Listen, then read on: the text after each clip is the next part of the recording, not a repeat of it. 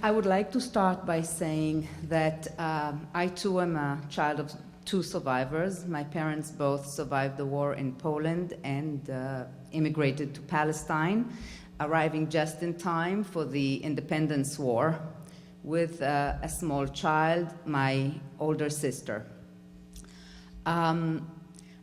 Before we start discussing the topic, I have to ask you for your understanding and your tolerance. This issue of the possible transmission of some effects related to the Holocaust to the second generation and possibly to future generations is an incredibly painful, difficult topic.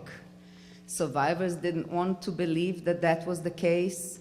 Other people think that it's preposterous to even study it. You know, when I went to Hamburg, I found myself there because I was a representative of the State of Israel. I was on a formal commitment, and I had the possibility of doing my PhD at the same time. And my PhD supervisor was a Swedish man. And when he asked me, so what did you do your master's thesis research on? And I said about the effects of the Holocaust on the children of survivors.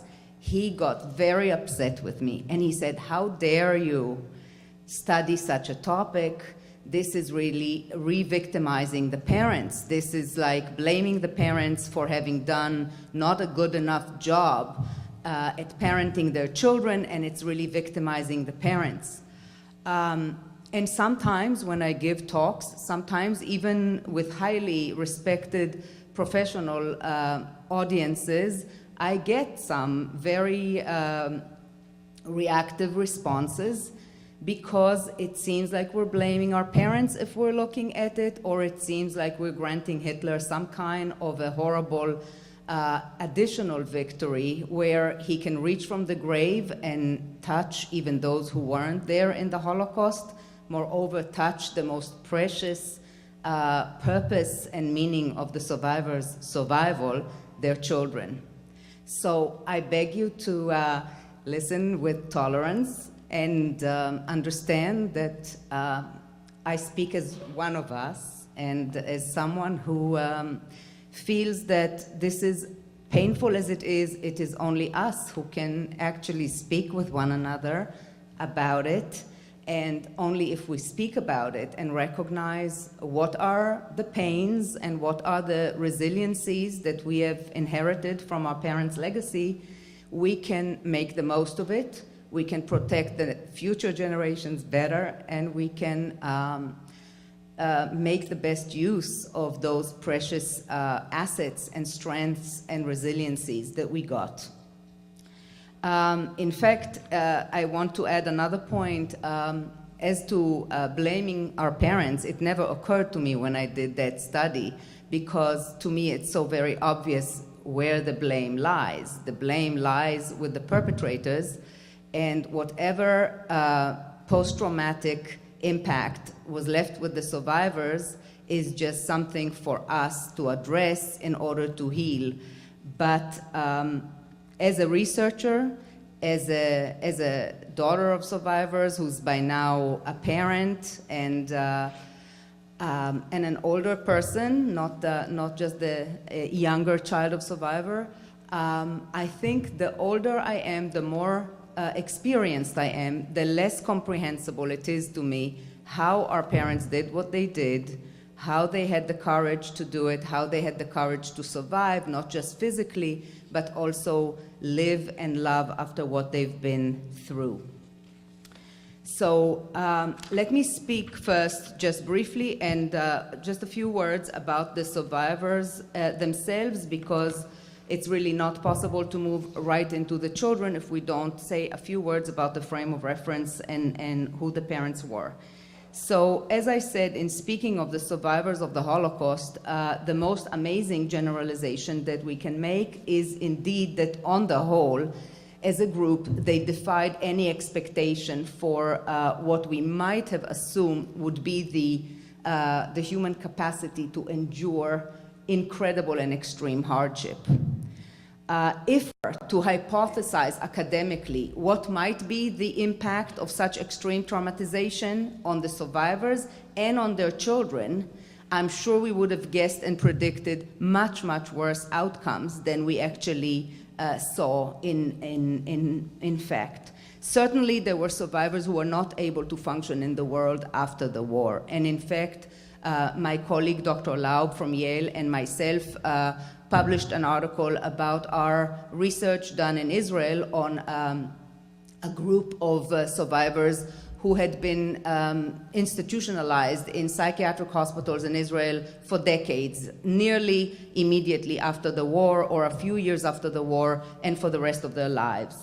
Other survivors managed to maintain very good levels of functioning outside the house and in work and so forth, while their personal and family lives were very damaged and very damaging. Many factors go into the outcome of being exposed to trauma, how a person will be left after the experience. We have a whole host of factors that have to do with their pre-trauma personality and experiences, a whole host of factors that go into what kind of traumatic conditions they endured, what age they were at, all kinds of things that we don't have the time to really get into right now, and it's not the focus of our talk.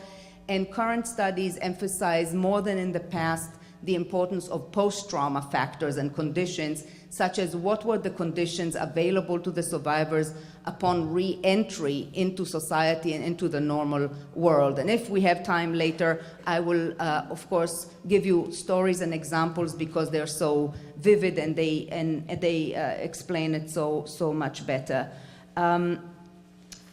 Survivors who came to the United States, though, if you think about it, as well as survivors in Israel, survivors wherever they went, in fact, did not meet with optimal conditions. People who came here sometimes had no relatives, sometimes had reserved relatives, sometimes they were met with unaccepting attitudes. You know, my patients tell me that the term for survivors here was grüne, and they were not particularly embraced. But in terms of statistics about the conditions, by 1953, about 140,000 Jewish survivors arrived in the United States and spread all over the place. Mostly, majority of them stayed in New York. Most found jobs in sales, business, and blue-collar occupations. Largely due to their age during the war, more than 50% of them did not graduate from high school, did not have any higher education. Although they succeeded to some extent later in raising somewhat the level of education with which they came, because it was very important to them, the need to earn a living and language difficulties prevented most of them from achieving higher education. Despite the lack of higher education, survivors did quite well economically in the United States. By the data available through the United Service for New Americans, less than 2% of them required financial help by 1953, and by 1989, more than half of them had a yearly annual earning of more than $50,000, which was quite good in '89. So in terms of families, survivors also were very quick to reestablish families immediately after liberation, sometimes even in the DP camps still, the displaced persons camps. And that is that emphasis on the reestablishment of the family seems to be uniquely characteristic of Jewish culture. It is not something that we see necessarily in other traumatized populations. In fact, in other traumatized populations, we often see the dissolution of family structures, such as with many Vietnam vets. Some of the hasty choices that survivors made because it was so important for them to reestablish families led to what was termed later marriages of despair, because the choice of partners the choices were not exactly based on the most compatible spouse, nor on romantic love, which is also not a guarantee for compatibility, but at least it's some kind of a special glue. So these marriages were fraught often with all kinds of problems. However, the leap of hope that was required in order to bring a child into the world after the Holocaust seems to have been made possible by the identification of the survivors with this Jewish value, with the value of having a child, of reestablishing the family and creating Jewish continuity and family continuity. Once the children were born, it reawakened the positive identifications of survivors with their own parents, with their own attachment figures from their good childhood, pre-war childhood, and their pre-war life. And in that sense, it repopulated, revitalized their internal world and helped them heal, which in other words also helped them therefore be better parents for their children than they might have been otherwise. It's a kind of a miraculous cycle in that sense, and that may have led to the fact that they were able to provide all in all, as a group, better parenting for these children, and therefore we see much less psychopathology in the children than we might have expected given the extent of the traumatization in the parent generation. It's okay, let me just mention a couple of things that are important about the survivors, and then we will move directly to the children. How am I doing for time, Esther? So a couple of the things that help survivors do so well and adapt so well to their new reality was, first of all, something that we call in psychology hardening. Hardening. And it includes several aspects. One of them, very important one, is finding meaning in the experience and finding meaning in life that becomes the goal, the purpose that the person dedicates themselves to. And in the case of the survivors, much of it was about the family. It became the dedicated purpose and the meaning of their survival, and everything was worth it in order to make that, build that safe, make it safe, and so forth. Hardening involves also the capacity to work very, very hard, to do without a lot, to postpone gratifications, and to suffer all of those frustrations and difficulties on the way in order to achieve that goal. They also utilized repressive coping, which, contrary to what we thought in many other contexts, in the case of severe trauma, repressive coping seems to be actually sometimes helpful. It's at least helpful for a certain phase for people to be able to put aside their trauma and focus on the current and fresh possibilities, allowing new experiences to come in and in some way also balance out some of the negative experiences. Lastly, the thing that survivors did was create communities around them, communities of friends who became substitute families, communities larger than just the circle of friends, and that experience is tremendously important, as we found in research, in differentiating which families adapted better, which survivors adapted better. Those who were more connected, more able to establish relationships were better adapted, and it also differentiates empirically when we look at samples between children of survivors who are clinically patients and children of survivors who adapted much better than that. So the capacity to connect is critical for reintegration and adaptation post-trauma. However, many survivors, if not most, suffer from post-traumatic symptoms. At the time, it was termed the survivor syndrome.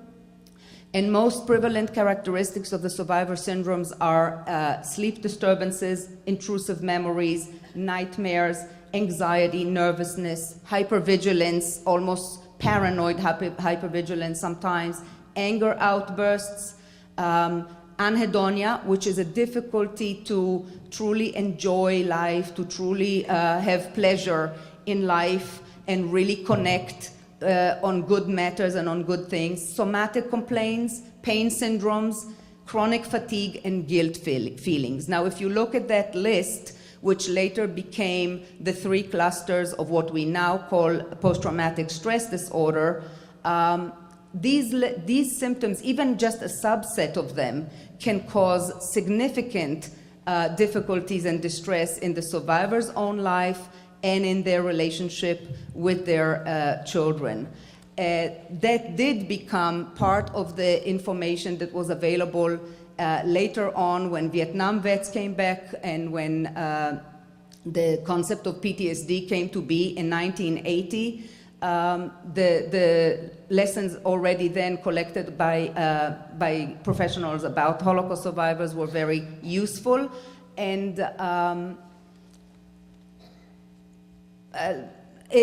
let me just say, much as it's hard to believe today, that was in 1980 was the first time that our profession actually acknowledged that there is a unique disorder that is caused by a traumatic event, that is not some vulnerability of the individual that is just there, but was really caused by the event, external event. Children of survivors are born into the world after the Holocaust occurred. So they view the world from a vantage point of knowing that the catastrophe that destroyed their family occurred. It is not an informational, historical, factual kind of knowledge that I'm talking about, because in fact, factual knowledge is often remarkably poor with children of survivors, myself included. I have children of survivors who are unimaginable sources of knowledge and facts about some topic of interests that they have. American music, American history, I don't know what, all kinds of things. And they claim they cannot remember the history of their parents or the details told to them by their parents. Me too, by the way. I have a pretty good memory. I remember everything my patients tell me about the history of their parents, but I also have to struggle very hard to remember the details of things that my own parents told me. And that is, of course, no coincidence. It has something to do with the processes that occur as a child listens to their own parents' pain. Cyril, could you please put up a photograph? As I said, children of survivors view the world from the perspective of the Holocaust that occurred, and that creates a very special view of reality for them, what I like to refer to as a dual reality. They live in dual realities. One is the reality of the here and now. Here is America or Israel. This is how people behave. People are good. People are decent for the most part. These are the rules, all of that. And right underneath it is the reality of the Holocaust, the reality in which every other is a possible victimizer, the reality of the associations and the meanings that go along with the Holocaust.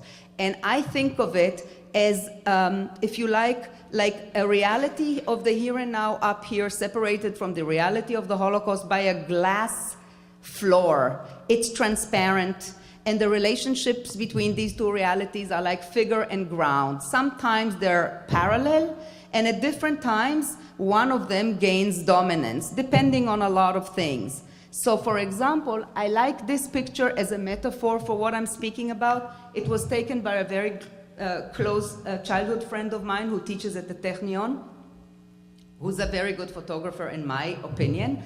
This is not a good photograph as a photograph, but it really captures my point. Most people will see here what it is, which is a vineyard in snow. I rarely have to ask children of survivors what do they see here, because we see here, of course, we see here concentration camp inmates standing for the appel in the snow in the morning in the concentration camp. This is what I mean, that we view reality at the same time through the lens that everybody has, the here and now, and another lens that translates everything to something else. And that is easy to see about a photograph, but you know what? The same happens in relationships. Yeah? And that's what we will try to talk a little bit more about. So, by the way, Speaking of strength and vulnerabilities of children of survivors, which I believe I put in the title of this talk, this also provides an example already of one pretty powerful strength and vulnerability, which is that we are always also prepared for disaster. We see vineyards, but we also see something else. So we are always prepared. We're always able to see the bad thing that can happen and what can happen, and we have all of that from our parents inside us. And it's a strength, because being prepared is a strength, no doubt. However, it's a vulnerability, because anticipating something bad all the time and scanning reality for the bad things all the time takes its toll in terms of being able to enjoy life, to relax, to take it easy. In fact, I think that it would be correct to say that most of us children of survivors need a certain degree of anxiety to feel comfortable. Because, I'm sorry, can I ask you for some water, Elisa?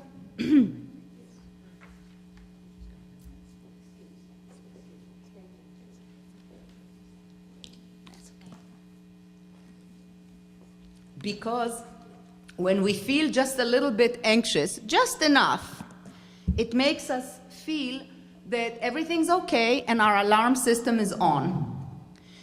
If our alarm system is off, if we catch ourselves feeling too relaxed and too comfortable for a minute, paradoxically, we get really anxious, because that means that our alarm is off, and that's when something bad will really happen.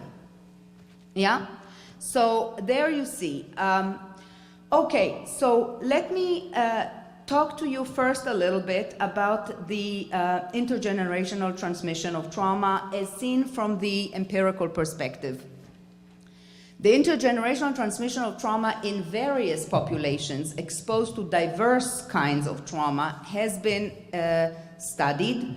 And in fact, there is a book that Yael Danieli edited that has a chapter by me about the North American Holocaust families, and many other chapters covering other traumas, the Vietnam vets, families of Vietnam vets, and genocides in Armenia, Cambodia, and others. Unfortunately, since the book has been published in '98, many other new populations joined, and our knowledge of the generalizability of these processes that we're talking about is deepening and growing every day with new examples.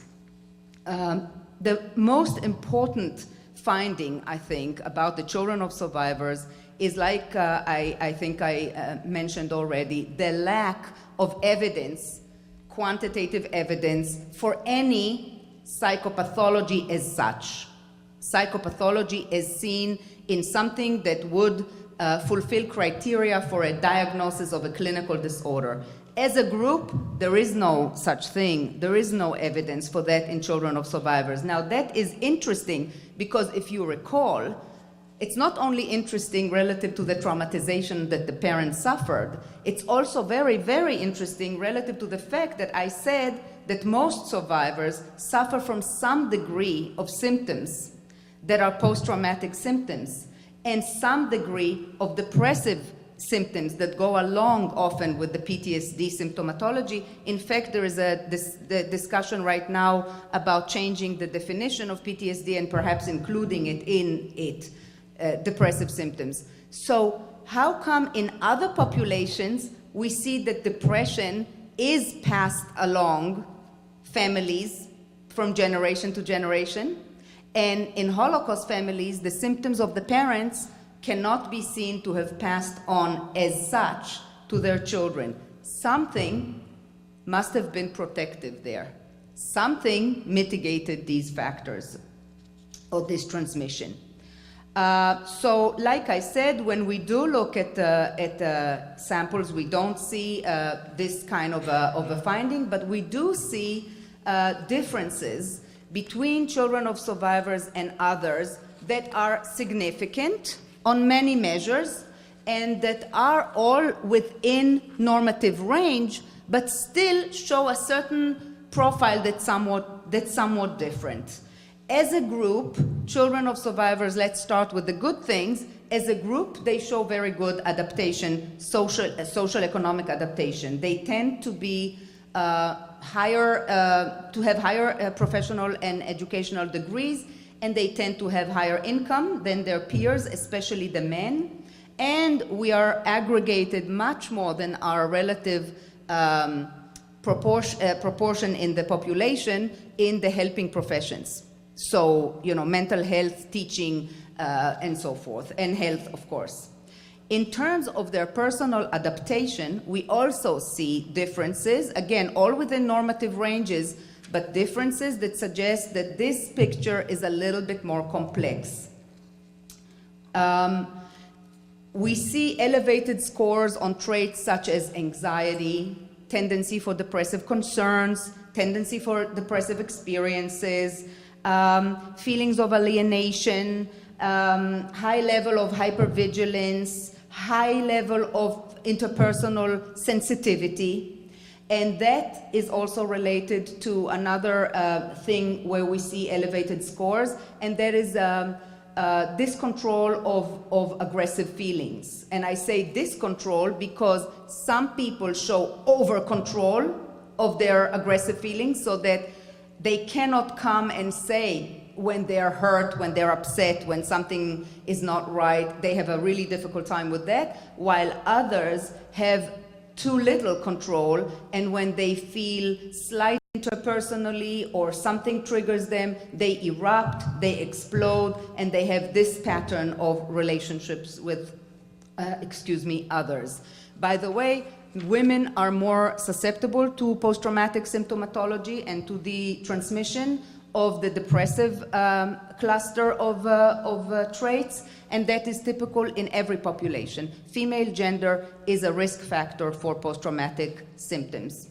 In recent studies that looked specifically at PTSD, at post-traumatic stress disorder, we see something that is very interesting too. We see that children of survivors have more lifetime PTSD. They report that they had more of it, but they don't report more traumatic events, which means that something about the way that they take certain stressful events in their lives makes it more traumatic for them. However, functionally, so they have this more catastrophic reaction internally, while externally they cope very well, at least as well, if not better than others. For example, in a study that looked at women with daughters of survivors who were diagnosed with breast cancer and compared them to patients with exactly the same stage of the disease, daughters of survivors expressed much more catastrophic reaction internally, while externally on measures that are specifically tailored to look at how well the person copes with the illness, they coped at least as well, if not better. So, and another thing, which maybe is putting the cart in front of the horses a little bit, but I'll say it anyway. Interestingly, which I'm sure you will understand, daughters of survivors were much more distressed if their mothers were still alive, whereas the daughters of other people were not. They were supposedly able to perhaps find some support from the fact that their mother was still alive, where the daughter of survivors is so preoccupied with the pain and the anxiety that it causes her mother that it increases significantly her distress about her own diagnosis. We also, and there are other findings from the Israeli military that show that when children of survivors develop PTSD, their PTSD is much more intractable, much more treatment resistant. So there are some vulnerabilities to stressful events.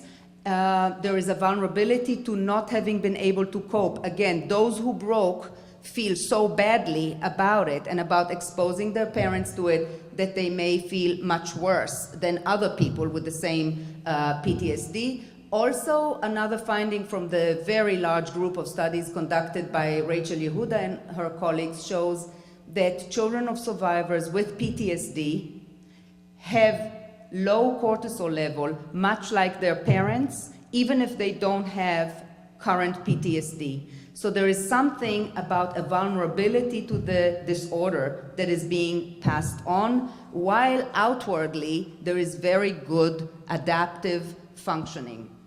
Another arena which is very important in the findings that we see, even empirically, because these are the, the big, thicker brushstrokes that we see, is in the arena of separation individuation. The arena of separation individuation is really a term we use as shorthand for the type of distance in relationship that a person establishes. Is it in the case of children of survivors, it's about always either too close or too distant. They seem to have a difficult time finding a comfortable place with their attachment figures where they will be able to maintain their own sense of identity, their own sense of comfort in their own zones and their own boundaries, and at the same time be very connected and feel very secure in the connection and in the attachment. In their adolescence, the difficulties in separation individuation between the adolescents and the parents showed themselves in difficulty making choices that would cause the parents pain. And in young adulthood, it was a lot about moving out of the parents' home and finding the right spouse and disappointing parents in terms of lifestyle choices and so forth. In middle age, it just occurred to me, how much time do I have still? Fine is what? Okay, even faster, we'll go. Okay. So let me just focus on one thing which is truly important to me because I think it's current and it's painful and it can have tremendous ramifications for not our families only, but our culture. In middle age, I think a lot of the issues that children of survivors had before are coming up to the surface again, as they did in each life transition before. That's when we saw them mostly, was in particular life transitions such as adolescence, marriage, having children, and so forth. Right now, there are several reasons in middle age why these issues come up again. First of all, we're aging, and we're beginning to feel it. Even the younger of us are beginning to be around 50, and this starts aching and that starts aching, and we're beginning to experience that. In addition to that, children are leaving the home. Our children are leaving the home or left the home. That's a big transition for someone with issues about, separation individuation. And another thing is that the parents are really now nearing or have come to the end of their epic road. And we really now cannot save them from their pain or from their death. And how we deal with that is the final crescendo of all of the difficulties that we had in trying to protect and defend parents from their pain. Lastly, another point is that it seems that for everybody now, early middle age or middle age is a time of psychological reorganization, because it used to be that by 50, old age kind of started. By 50, 55, old age started. This is no longer the case. We now have young, older people. Someone 50, 55 is looking still at a very long stretch of life in which they're still healthy enough and active enough to do a lot of things, including a new career, a new husband, all kinds of things that they maybe are ready to do now, which they weren't ready to do before. And I see a lot of smiling in the audience, but I said a new husband with a specific thought in mind, that one of the issues that we see with daughters of survivors in particular is that they often, because of their separation individuation issues with their family of origin, they came up with a very creative compromise They often married someone or entered a marriage with someone about whom they felt very ambivalent from the beginning.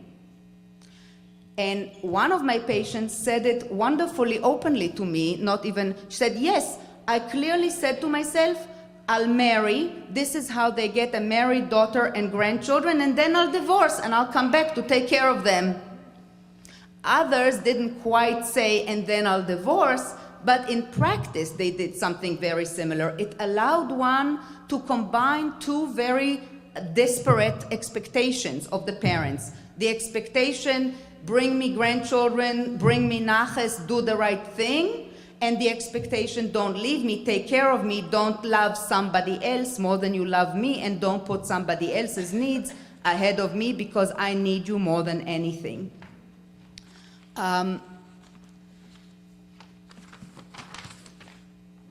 So I'm trying to see how I fit this into less than 10 minutes, and I'll be as fast as I can. What we see, therefore, in children of survivors is a very unique profile of both strengths and vulnerabilities. And their outward adaptation is better, their subjective private sense is more complex and not so necessarily positive. Their strength and their vulnerabilities are often the two sides of the same coin, and this is a curious thing. You know, if we were to speak about the strength and vulnerabilities of the schizoid personality, for example, we would say they have intellectual skills, that's their strength, and they are very deficient in their social arena. With children of survivors, it's not like that. It's one and the same thing that is their liability and their strength. Like I said before, with regards to the vineyards. I will skip this. I really want to show you two things, if I may, because they're better than any words. Let me show you, just one second. Okay, I would like to say something about the basic mechanism that I chose to focus on today, about how this transmission takes place, and I chose to focus on joining with the parents. We speak about children's need for affective synchronicity with their parents. A child needs to feel that they have their parents' joint attention, joint emotional attention, in order to feel safe in the world, in order to feel that they have engaged the parent and they're safe and they're well taken care of. This is sometimes difficult with parents who have experienced trauma. Now, when the psychodynamic articles many years ago began to speak about the difficulty, and I think I heard you address exactly the issue of difficulty in being emotionally available and engaged with the child in the way that one would like to be. When the first article started to address it, it was too conceptual and too abstract. What do you mean an infant joins with the parent where the parent is?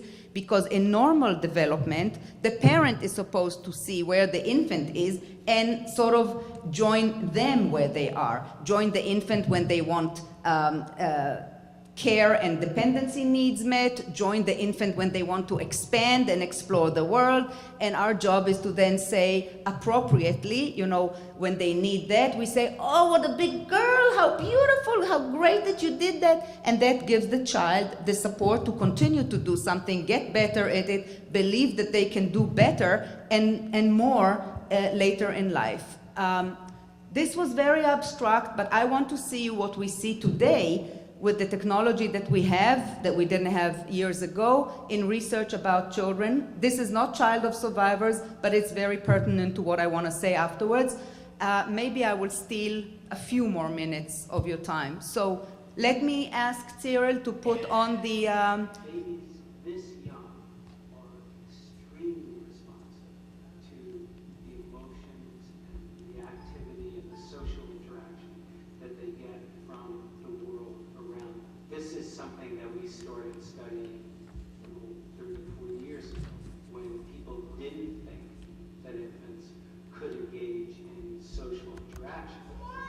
And the still phase experiment that the mother did was she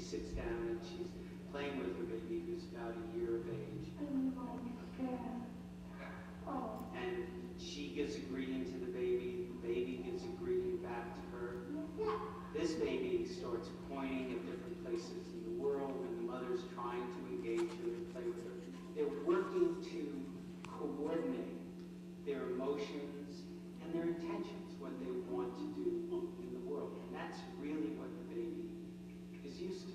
And then we ask the mother to not respond to the baby.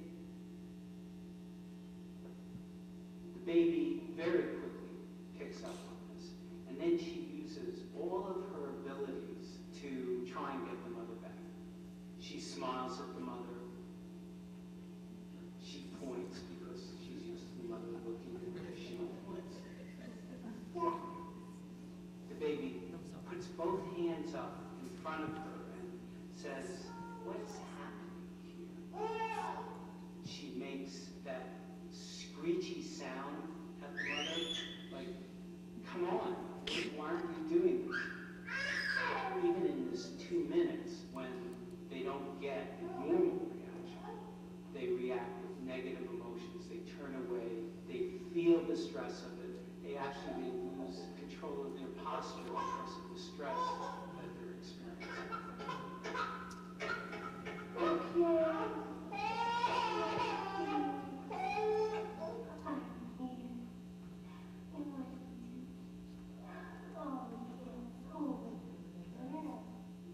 It's a little like the good, the bad, and the ugly. Okay? The good This is is 2 minutes. 2 minutes in which the mother was not available, was immersed, perhaps, this is of course a model for the mother being immersed in her own thoughts, not responsive, not emotionally attuned to where the child is, which is often what happens with parents who have unresolved trauma. Mind you, I said unresolved trauma, not just anybody who was exposed to trauma, but someone who is still preoccupied with their unresolved trauma might be sometimes unavailable, definitely for longer than 2 minutes. They might not respond in the right way that the baby needs. Maybe the baby wants now to play and I'm thinking of something horrible or said and I'm not in the mood. Maybe the baby wants to be left alone and I now need them to play with me because I need to push away some bad thoughts. And there is a misattunement that is inherent, and we see that when we do the same technique with children of depressed mothers. We see that their behavior is completely different, and another person can differentiate between the children of depressed mothers and not depressed mothers without knowing whose mother is depressed.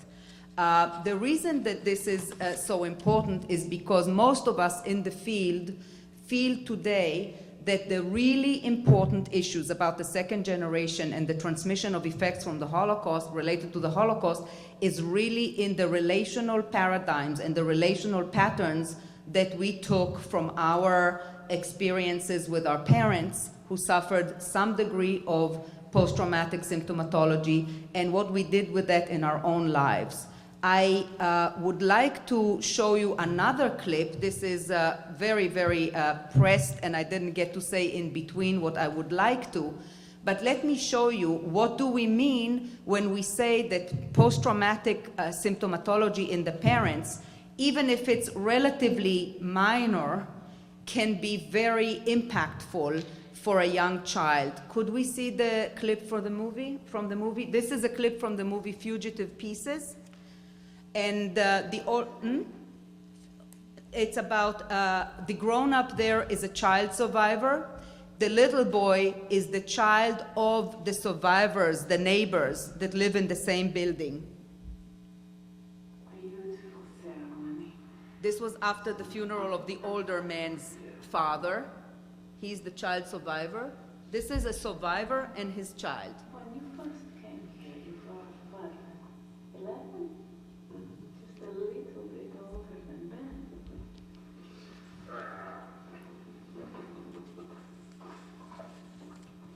Hey, what's this?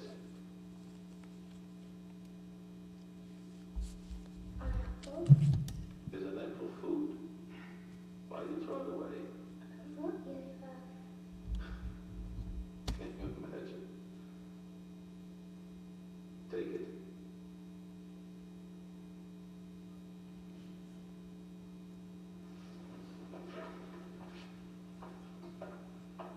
Take it. During the war, everything in life, no matter how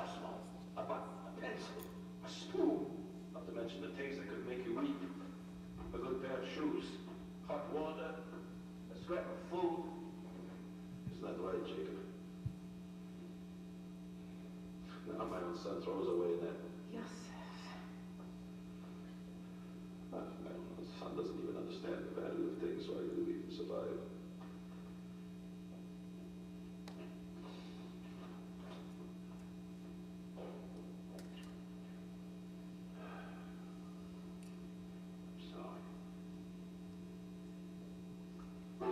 Okay, this is a typical moment where good father, he's a good man. You can see the quality of the affective ambience between them as he's sitting on the sofa holding his son.